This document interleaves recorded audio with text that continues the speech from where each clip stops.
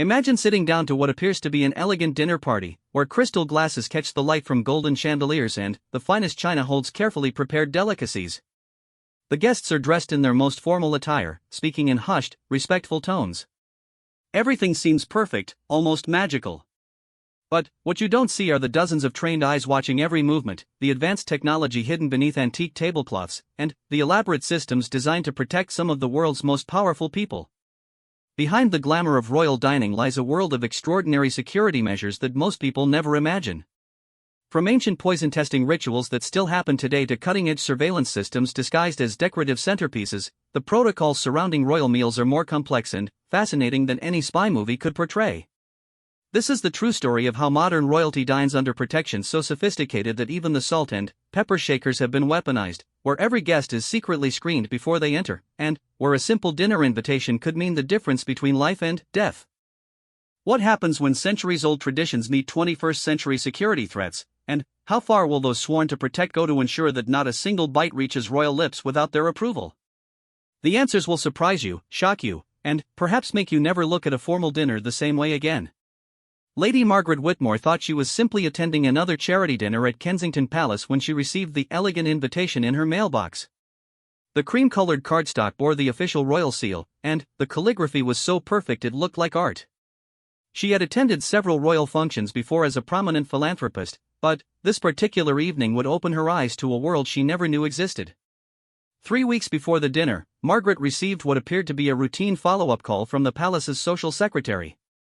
The conversation seemed normal enough, asking about dietary restrictions and confirming her attendance. What Margaret didn't realize was that during this seemingly innocent phone call, advanced voice analysis software was recording and analyzing her speech patterns, checking for signs of stress, deception, or any other indicators that might suggest she posed a threat. Meanwhile, across London in an unmarked government building, Agent Sarah Chen was reviewing Margaret's file for the third time that week. Sarah worked for a specialized unit within the Metropolitan Police that most people had never heard of. Their job was to investigate every person who would be within 50 feet of any member of the royal family during official functions. Margaret's background check was more thorough than what most people undergo for top-secret government positions. The investigation into Margaret's life went back decades. Financial records were scrutinized for any unusual payments or debts that might make her vulnerable to bribery or coercion. Her social media accounts were analyzed by behavioral experts who looked for patterns in her posts, comments, and connections. Even her shopping habits were examined to identify any purchases that could be considered suspicious, from kitchen knives to household chemicals. But Margaret was just one of 68 guests expected that evening, and each required the same level of scrutiny. The security team had been working on this single dinner party for over a month. Every guest's friends, business associates, and even family members were quietly investigated. The team used sophisticated computer algorithms to map out the social connections between all attendees, looking for any relationships that might pose a combined threat. Dr. James Morrison, the palace's head of security, had developed many of these protocols over his 20-year career protecting the royal family. He understood that in the modern world, threats could come from anywhere and anyone. A seemingly harmless dinner guest could be working with terrorists, foreign governments, or even acting alone with dangerous intentions. The days when royal security could rely on simply posting guards at the doors were long gone. The catering staff underwent even more intensive screening than the guests. Each of the 43 people who would be involved in preparing or serving the meal had been subjected to polygraph tests, psychological evaluations, and continuous surveillance for weeks leading up to the event. Their families were quietly investigated, their financial situations analyzed, and their daily routines monitored to ensure they hadn't been compromised. Chef Antoine Dubois had been preparing meals for the royal family for 8 years, but he still had to submit to new security checks for every major event. His knives were photographed and catalogued, his recipes reviewed by security experts, and even his suppliers were investigated. The organic vegetables he planned to serve had been sourced from farms that were secretly inspected by agricultural experts who verified not only their safety but also their entire supply chain. 3 days before the dinner, teams of specialists swept every inch of the dining room with equipment so advanced it could detect trace amounts of explosives or toxins that had been present weeks earlier. The ancient Persian rugs were removed and X-rayed. The crystal chandeliers were disassembled piece by piece and examined under microscopes. Even the flowers that would decorate the table were grown in a secure greenhouse facility and tested for any possible contamination. The china and silverware presented another challenge entirely. Each piece was over 200 years old and worth more than most people's homes, but security couldn't rely on age and provenance to guarantee safety. Modern criminals had access to technologies that could make even the most innocent-looking teacup into a weapon. Every dish, every glass, and every utensil was subjected to chemical analysis, X-ray examination, and electromagnetic scanning. Margaret would never know that the beautiful antique chair she would sit in had been completely rebuilt from the inside with hidden sensors that could monitor her heart rate, body temperature, and even her breathing patterns throughout the evening. If these readings indicated she was preparing to do something violent or dangerous, security personnel would know about it before she even stood up.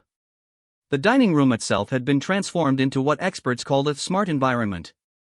Microscopic cameras were hidden in the ornate molding around the ceiling. Audio sensors no larger than pinheads were embedded in the wallpaper.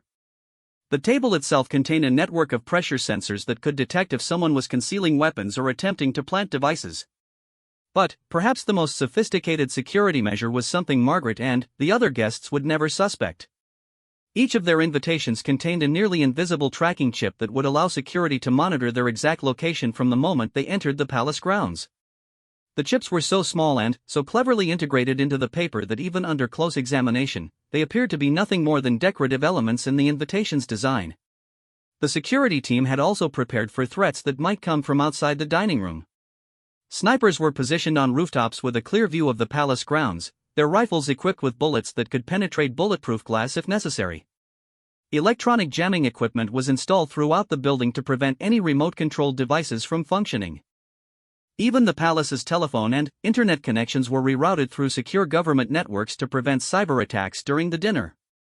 Dr. Morrison knew that all these preparations might seem excessive for a charity dinner, but he had learned from studying assassination attempts throughout history that attackers often chose social events specifically because they appeared safe and relaxed.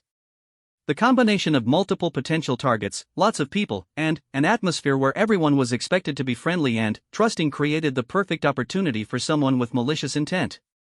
As Margaret prepared for her evening at the palace, selecting her most elegant dress and practicing her curtsy in the mirror, she had no idea that her every move was being watched by dozens of highly trained professionals. The beautiful invitation sitting on her dresser was silently transmitting her location to a computer system that could track her movements to within inches. The charity she thought she was supporting was real, but it was also the perfect cover for a security operation more complex than most military missions. The guest list itself had been carefully curated not just for social or political reasons, but for security purposes. Each guest had been chosen partly because their presence would make it easier to protect the royal family. Their seating arrangement wasn't based on social protocol alone, but on security algorithms that had calculated the safest possible configuration of people around the table. Even Margaret's dress choice had been influenced by security concerns, though she didn't know it. When she called the palace for advice on appropriate attire, the social secretary's suggestions were based partly on which fabrics and colors would be easiest for security cameras to monitor and which styles would make it most difficult to conceal weapons or dangerous devices.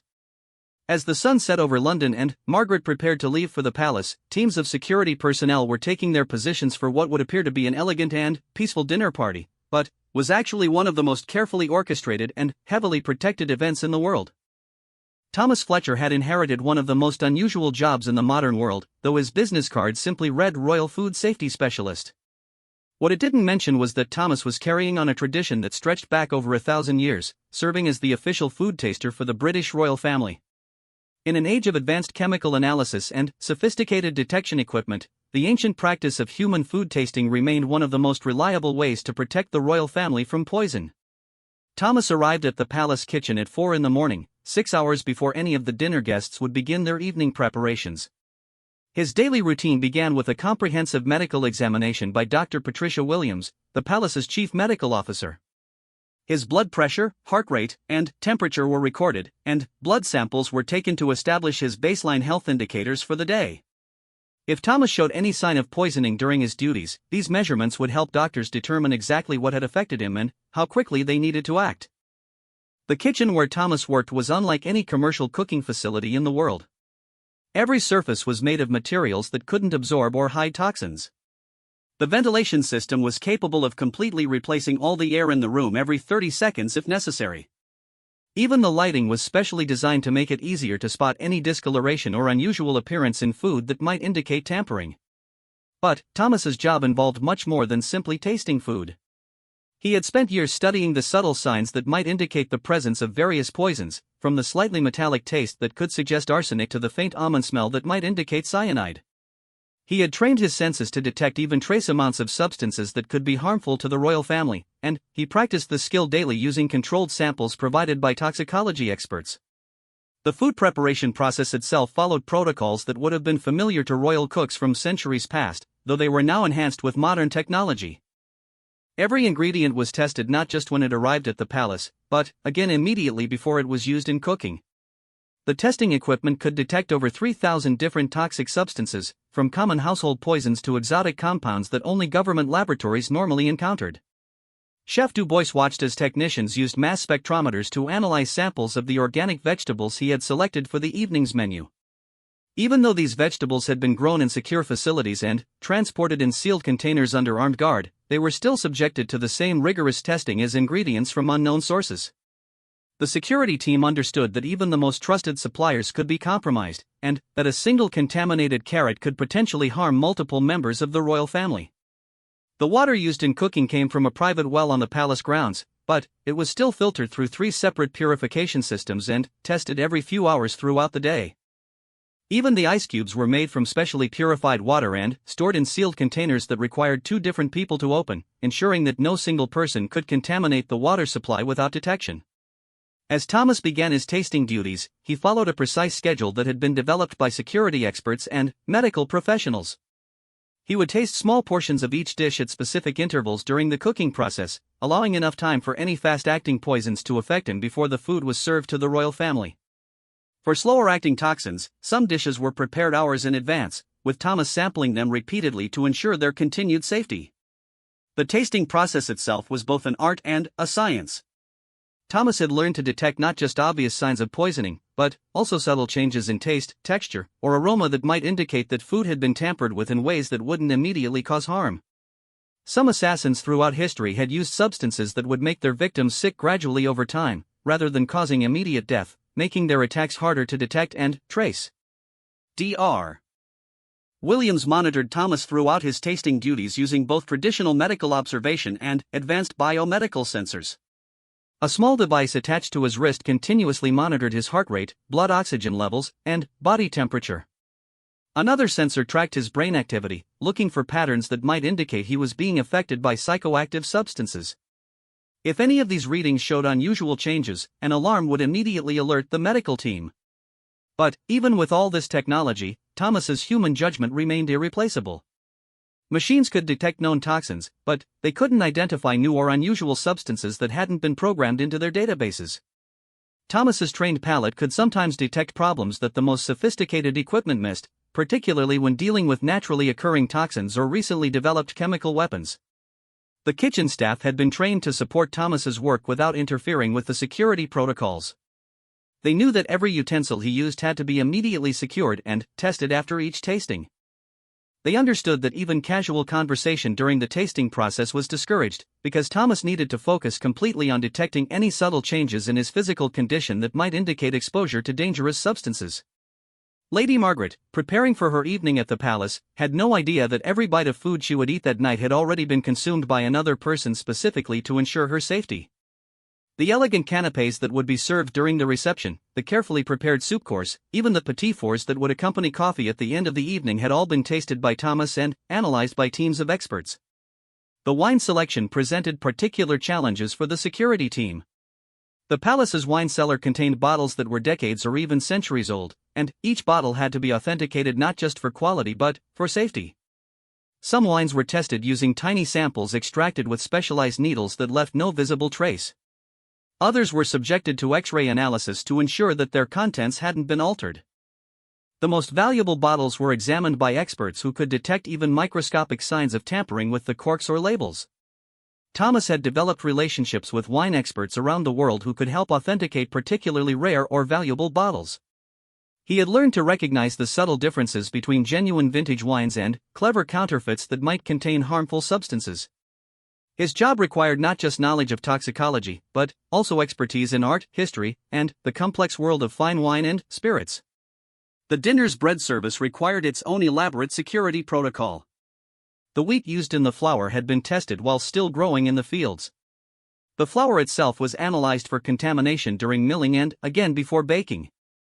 Even the yeast cultures were examined under microscopes to ensure they hadn't been tampered with. Thomas tasted samples from each batch of dough as it was prepared, and then, again as the bread was baking, looking for any changes that might indicate problems. Even the decorative elements of the meal were subject to security concerns. The flowers that would garnish each plate were grown in secure greenhouses and tested to ensure they weren't toxic if accidentally consumed.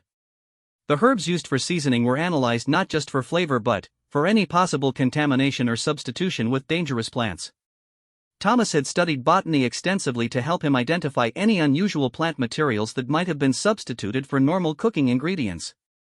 As the afternoon progressed and the dinner preparation entered its final phases, Thomas's job became even more critical.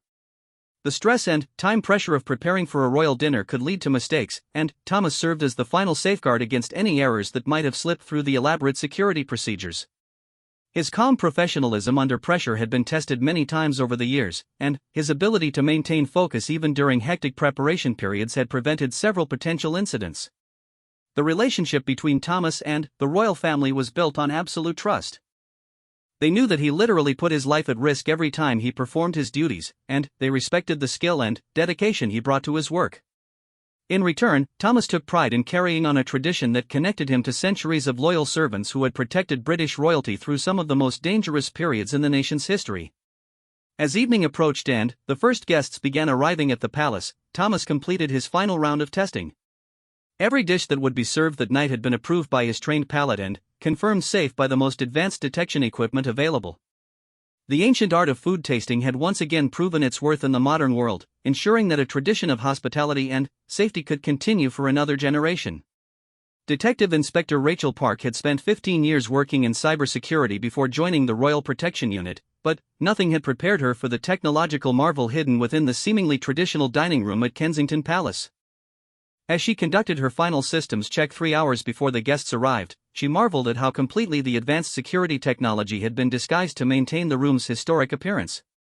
The massive crystal chandelier hanging over the dining table was perhaps the most sophisticated surveillance device ever created. Each of its 347 crystals had been replaced with specially designed components that housed miniature cameras, audio sensors, and environmental monitors. The chandelier could simultaneously track the movements, conversations, and even the breathing patterns of every person in the room, all while appearing to be nothing more than an elegant piece of 18th-century craftsmanship. Rachel's tablet displayed real-time feeds from 68 different cameras hidden throughout the dining room. Some were embedded in the gilt picture frames that adorned the walls, their lenses no larger than pinheads and positioned behind tiny holes that appeared to be natural imperfections in the ornate molding. Others were built into the marble columns that supported the ceiling, their housings carved from stone that was chemically identical to the original architecture. The dining table itself was a masterpiece of hidden technology. Beneath its polished mahogany surface lay a network of sensors so sophisticated that it could detect the weight and chemical composition of every object placed upon it. If someone attempted to leave a dangerous device on the table, or if any of the carefully inspected china or silverware was replaced with potentially harmful substitutes, the system would immediately alert the security team. Each chair around the table contained sensors that could monitor the occupants' vital signs throughout the meal. Heart rate monitors were built into the seatbacks, capable of detecting if someone was preparing to take violent action or if they were showing signs of being drugged or poisoned. The chair legs contained weight sensors that could detect if someone was concealing weapons or attempting to pass dangerous items to other guests. But perhaps the most impressive technological achievement was the air monitoring system. Microscopic sensors throughout the room continuously analyzed the atmosphere for any trace of dangerous gases, biological agents, or chemical weapons. The system was so sensitive that it could detect a single drop of certain toxins that had been released anywhere in the room within 30 seconds. If any dangerous substances were detected, the ventilation system could immediately flood the room with clean air while simultaneously extracting the contaminated atmosphere. The walls themselves had been retrofitted with a technology that Rachel still found hard to believe. A network of fiber optic cables had been woven through the historic wallpaper during its most recent restoration, creating a surveillance system that could monitor every inch of wall surface for vibrations, temperature changes, or electromagnetic signatures that might indicate hidden weapons or surveillance devices. The system was so sensitive that it could detect if someone had a concealed recording device in their pocket or if they were carrying any electronic equipment that hadn't been previously approved. Lady Margaret's invitation, sitting in her purse as she traveled to the palace, was transmitting far more information than she could have imagined. The nearly invisible tracking chip embedded in the cardstock was not just monitoring her location, but also analyzing her movements, her speed of travel, and even her stress levels based on how she was handling the invitation. If she had shown signs of extreme nervousness or had deviated from her expected route to the palace, security would have been alerted immediately. The palace's computer systems were processing information from hundreds of sources simultaneously. Facial recognition software was analyzing every person who approached the building, comparing them against databases of known threats from around the world. License plate readers were recording every vehicle in a 5-mile radius around the palace, checking their registration information against intelligence databases. Even the cell phone networks in the area had been quietly modified to monitor all communications for keywords that might indicate a potential threat. Rachel's team had spent weeks programming the artificial intelligence systems that would monitor the dinner in real time. The AI had been trained on thousands of hours of video from previous royal events, learning to recognize normal behavior patterns and identify anything that might indicate a threat. The system could analyze body language, facial expressions, and movement patterns to identify people who might be planning to do something dangerous, often detecting potential problems before the individuals themselves had made any obvious threatening moves. The flowers that would decorate the table had been equipped with their own surveillance technology. Tiny cameras and microphones had been built into specially designed flower stems, allowing security to monitor conversations even in the most remote corners of the room. The arrangements had been carefully designed by both florists and security experts to ensure that every angle of the room would be under surveillance while maintaining an appearance of natural, elegant decoration. The china and silverware presented unique technological challenges. Each piece had been embedded with nearly invisible radio frequency identification tags that would allow security to track their location throughout the evening. If any piece was moved to an unexpected location or if someone attempted to remove it from the dining room, alarms would sound immediately. The tags were so small and so cleverly integrated into the designs of the dishes and utensils that even close examination wouldn't reveal their presence. The palace's communication systems had been hardened against any possible cyber attack. All internet and phone connections were routed through multiple layers of encryption and security screening. The wireless networks that guests would use for their phones had been configured to monitor all data traffic, scanning for any attempts to transmit unauthorized information or to coordinate with outside accomplices. Even text messages and social media posts were being analyzed in real time for any content that might indicate a threat. Rachel's favorite technological innovation was the acoustic monitoring system. Advanced microphones throughout the room could isolate and enhance individual conversations even in a crowded, noisy environment. The system used artificial intelligence to analyze speech patterns, identifying signs of stress, deception, or hostile intent in people's voices. It could even detect whispered conversations that would be impossible for human security personnel to overhear, translating them into text that appeared on Rachel's monitoring screens. The lighting system in the dining room served multiple security functions beyond simply illuminating the space. The bulbs contained infrared and ultraviolet emitters that could reveal concealed weapons, detect certain types of explosives, and even identify people who had recently handled dangerous chemicals. The lighting could also be instantly modified to improve camera visibility or to disorient potential attackers if necessary. Even the temperature control system had been weaponized for security purposes. If dangerous gases were detected in the room, the system could rapidly change the temperature and humidity to neutralize certain types of chemical weapons. It could also create air currents that would direct any airborne toxins away from the royal family and toward specialized filtration systems built into the walls. The palace's power systems had multiple redundancies and were completely isolated from the public electrical grid. If attackers attempted to cut power to the building or to overload the electrical systems with cyber attacks, backup generators would immediately take over, and all security systems would continue functioning normally. The backup systems had backup systems, ensuring that the technological protection around the royal family could never be completely disabled. Rachel monitored all these systems from a control room that had been built into what appeared to be a simple storage closet adjacent to the dining room. Her screens displayed information from dozens of different sources simultaneously, while artificial intelligence systems continuously analyzed the data for any patterns that might indicate a threat. She could communicate instantly with security personnel throughout the building using encrypted radio systems, and she had the authority to activate emergency protocols that could lock down the entire palace within seconds. The most sophisticated element of the technological security was something that even Rachel didn't fully understand. Government scientists had developed a quantum monitoring system that could theoretically detect weapons or explosives that existed in a quantum superposition state, meaning they could be assembled from seemingly harmless components at the moment they were needed. This technology was so advanced and so classified that Rachel had only been told it existed, not how it worked or what it could actually detect. As guests began arriving at the palace and making their way through the security checkpoints, each person was subjected to scanning technologies that could analyze their body chemistry, detect trace amounts of explosives or drugs, and even identify stress hormones that might indicate hostile intentions. All of this screening happened while guests believed they were simply walking through elegant hallways admiring historic artwork and architecture. The integration of all these technological systems with the traditional security measures created a protective environment unlike anything that had ever existed before.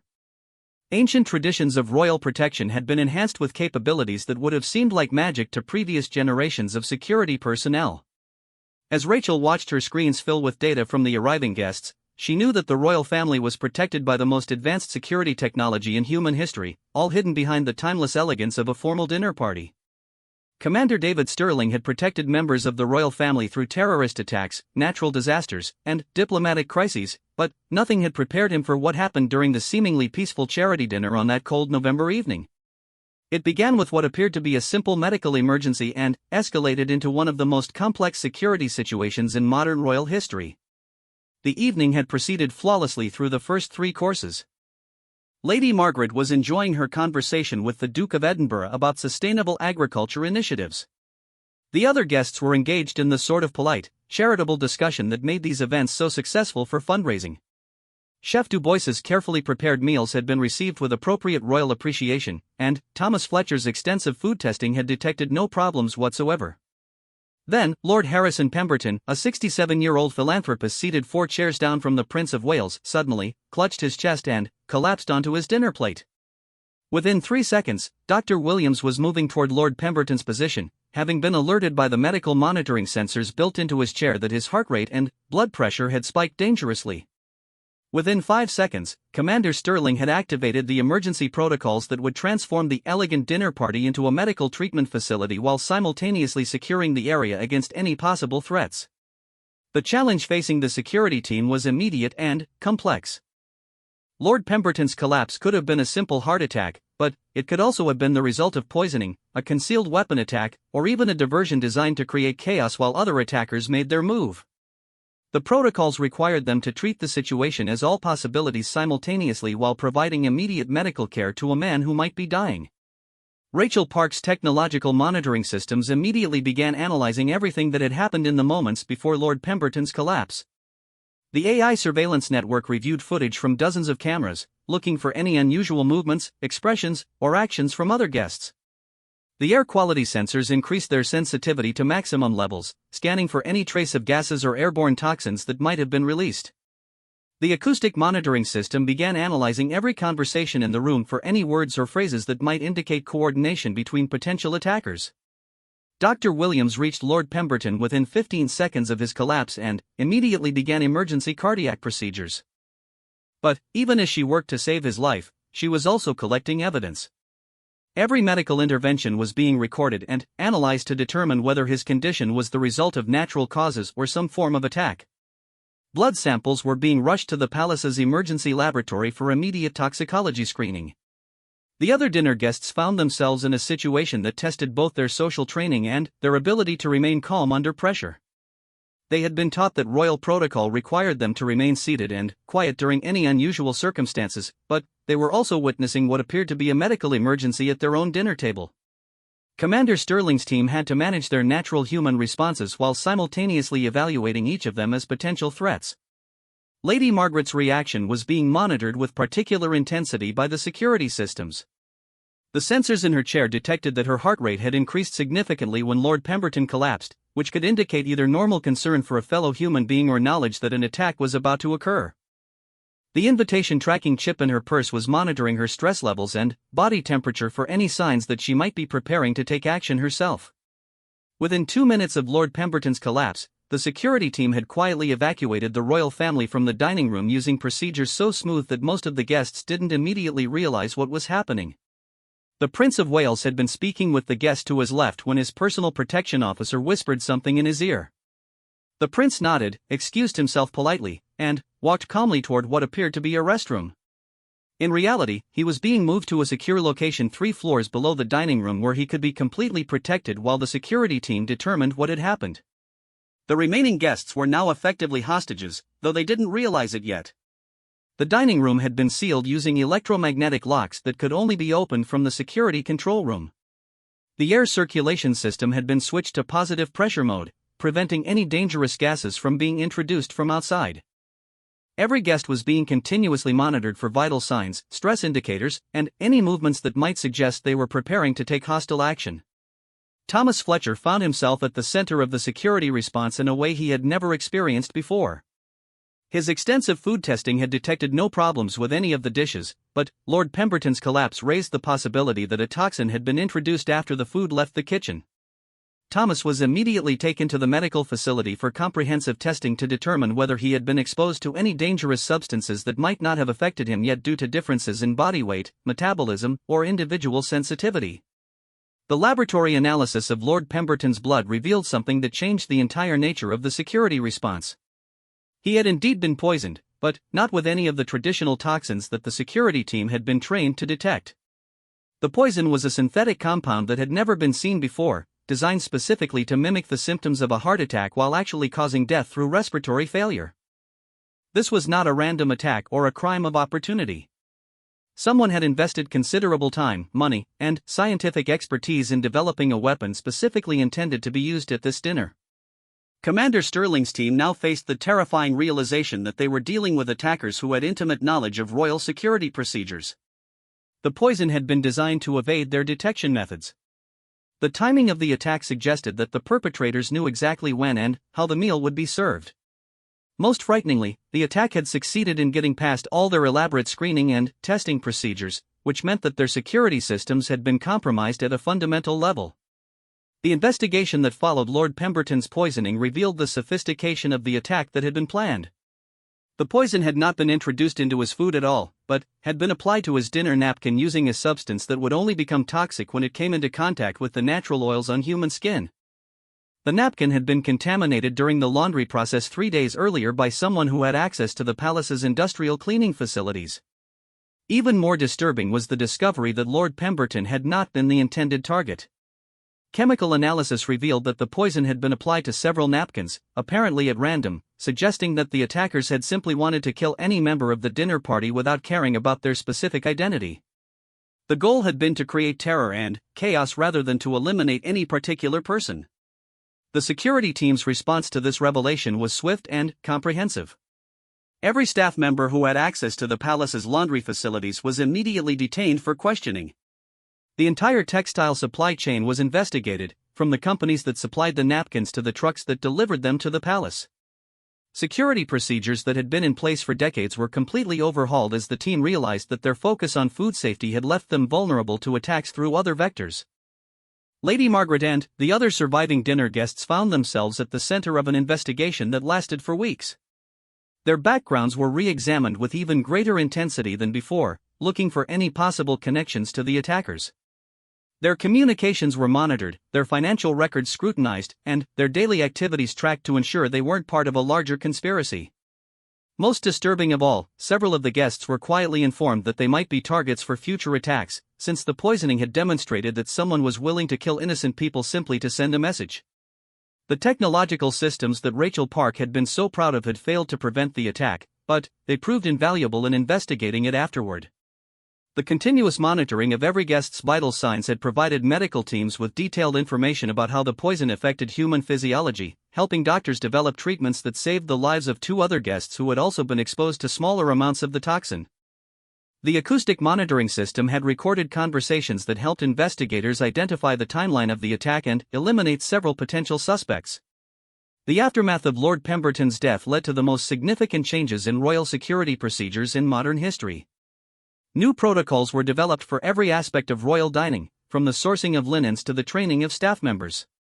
The technological surveillance systems were expanded to monitor not just the dining room itself, but every facility and supply chain that supported royal events. Commander Sterling realized that the attack had succeeded not because of any single failure in their security procedures, but because the attackers had understood that even the most sophisticated protective systems had to rely on human beings who could be corrupted, tricked, or coerced. The poisoned napkin attack had been successful precisely because it exploited the one element of royal security that could never be completely automated or technologically controlled: the need to trust other people. The investigation ultimately revealed that the attack had been carried out by a small group of domestic terrorists who had spent over 2 years infiltrating the palace's supply chains and service providers. They had not targeted the royal family specifically, but had chosen them as symbols of the established order they wanted to disrupt. Their success in killing Lord Pemberton had required patience, planning, and resources that suggested they were part of a larger movement that security services had not previously identified.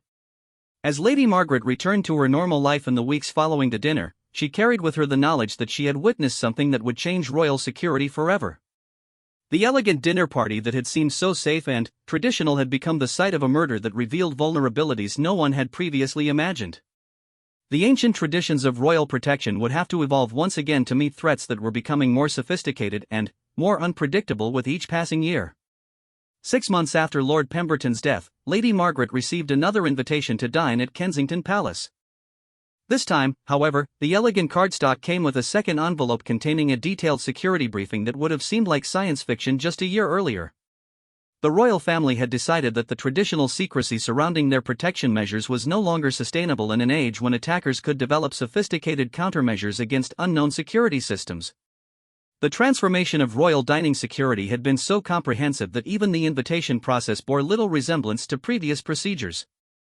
Lady Margaret's background investigation now included genetic analysis to determine her susceptibility to various biological weapons, psychological testing to evaluate her resistance to coercion or mind control techniques, and quantum encryption verification of her digital identity to prevent impersonation by sophisticated artificial intelligence systems. Commander Sterling had been promoted to Director of Future Threats and tasked with developing security protocols for dangers that didn't yet exist but might emerge as technology continued to advance. His team now included specialists in quantum computing, nanotechnology, and biotechnology who worked alongside traditional security experts to imagine and prepare for attack methods that would have been impossible just a few years earlier. The new dining room at Kensington Palace was a marvel of 21st-century engineering disguised as an 18th-century masterpiece. Every surface, every decorative element, and every piece of furniture contained multiple layers of protection technologies that could adapt to different types of threats in real time. The room itself could be reconfigured within seconds, with walls moving to create secure barriers, floors opening to reveal escape routes, and ceiling panels deploying to provide protection against attacks from above. Dr. Williams had overseen the development of medical countermeasures that seemed almost magical in their sophistication. Each dinner guest now received a discreet injection of nanoscale medical robots that would monitor their health throughout the evening and could provide immediate treatment if they were exposed to any dangerous substances. The nanobots could neutralize most known toxins, alert medical teams to unknown threats, and even provide pain relief or cardiac support if guests experienced medical emergencies. The food preparation process had been revolutionized with technologies that would have been unimaginable during Thomas Fletcher's early career. Every ingredient was now analyzed using quantum sensors that could detect molecular-level changes indicating contamination or substitution.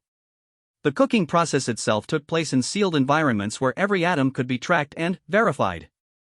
Even the water molecules used in food preparation were individually authenticated using quantum signatures. Thomas's role had evolved from food taster to what could only be described as a biological early warning system.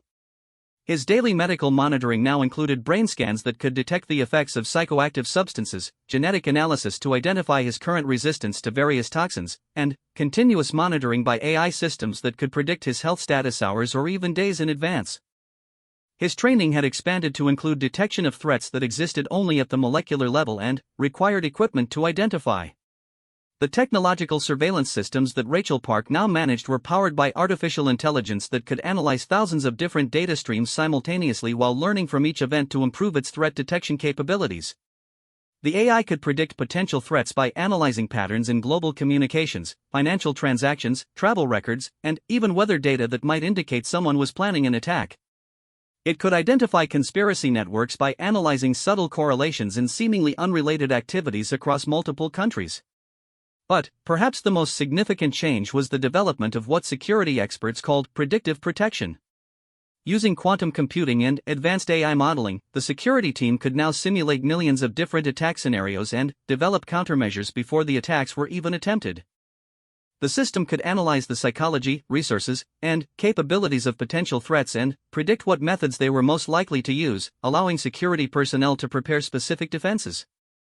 Lady Margaret's invitation included information about the new guest enhancement program that would temporarily modify her physical and mental capabilities during the dinner. With her consent, she would receive injections that would improve her reflexes, enhance her ability to detect dangerous situations, and provide her with encrypted communication capabilities that would allow her to assist security personnel if an emergency occurred. The enhancements were completely reversible and would wear off within hours of the dinner's conclusion. The guest list itself was now determined by AI systems that could analyze the psychological compatibility of different groups of people, predict how they would interact under stress, and identify combinations of individuals that might create security vulnerabilities. The seating arrangement was calculated using algorithms that considered not just social protocol, but also optimal positioning for mutual protection, emergency evacuation routes, and fields of fire for hidden security systems. The palace's defensive capabilities had been expanded to include systems that most guests would never suspect. The dining room could now be instantly isolated from the rest of the building and provided with its own air, power, and communication systems. Hidden weapons systems could neutralize threats without endangering guests. The furniture itself could be rapidly converted into protective barriers or medical treatment facilities if necessary. Even more remarkably, the security team had developed what they called temporal protection protocols. Using advanced quantum technologies, they could theoretically detect attacks that hadn't happened yet by identifying quantum fluctuations that might indicate someone was planning to manipulate spacetime around the royal family. While this technology was still experimental and not fully understood even by its creators, it represented the cutting edge of theoretical protection science. The investigation into Lord Pemberton's murder had revealed that future attackers would likely use increasingly sophisticated methods that exploited emerging technologies. In response, the security team had begun developing countermeasures against threats that didn't yet exist, including protection against attacks using quantum computers, nanotechnology, and biological weapons that could be customized for specific individuals based on their genetic makeup. Commander Sterling's new role required him to think about security challenges that might emerge decades in the future. His team was developing protocols for protecting the royal family against attacks using technologies that were still in research laboratories, including artificial intelligence systems that could manipulate human behavior, quantum weapons that could affect matter at the subatomic level, and biological threats that could be transmitted through virtual reality or direct neural interfaces. The cost of these new security measures had grown to unprecedented levels, but the royal family and the government had decided that no expense was too great to ensure the safety of the institution that symbolized British democracy and continuity. The annual security budget now exceeded the defense spending of some small nations and employed thousands of specialists in fields ranging from quantum physics to behavioral psychology. But, even with all these technological advances, the security team understood that the most dangerous threats might come from directions they couldn't anticipate. The attack on Lord Pemberton had succeeded because the attackers had found a vulnerability that no one had considered. Future attackers would undoubtedly develop new methods that would challenge even the most advanced protective systems. The psychological impact of the enhanced security measures on the royal family themselves had been profound. They now lived with the knowledge that they were constantly surrounded by protection systems that monitored every aspect of their lives. Their daily routines included medical procedures, security briefings, and technological enhancements that would have seemed intrusive and frightening to previous generations of royalty. Yet they also understood that these measures were necessary to preserve the institution they represented. Lady Margaret's decision to attend the new dinner despite everything that had happened demonstrated the resilience of British society in the face of terrorism. She understood that by participating in royal events, she was making a statement about her refusal to be intimidated by those who used violence to achieve political goals. Her presence, along with that of other brave individuals willing to accept the risks of associating with high-profile targets, ensured that the traditions of royal hospitality could continue. As the evening of the new dinner approached, Lady Margaret reflected on how much had changed since Lord Pemberton's death. The invitation process had been more complex than applying for top-secret government clearance. The security briefing had introduced her to technologies that seemed more like fantasy than reality. The medical procedures she had undergone to prepare for the evening had been more comprehensive than most people received during major surgeries. Yet she also understood that these extraordinary measures were necessary to preserve something precious and irreplaceable. The institution of monarchy represented continuity, tradition, and stability in a rapidly changing world. The elaborate security protocols were not just protecting individual people, but safeguarding the symbols and traditions that helped define British identity and values. The future of royal protection would undoubtedly continue to evolve as new threats emerged and new technologies became available. The security team was already working on systems that could protect against attacks that existed only in the imagination of science fiction writers.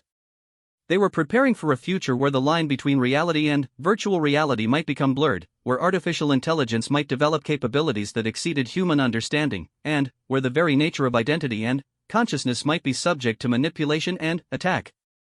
As Lady Margaret prepared to enter this new world of enhanced security and technological protection, she carried with her the knowledge that she was participating in the evolution of royal tradition itself. The ancient institution of monarchy was adapting to meet the challenges of the modern world, just as it had survived and thrived through centuries of political, social, and technological change. The unusual security protocols that now surrounded royal dinner tables were simply the latest chapter in a story that stretched back over 1,000 years and would continue for generations to come.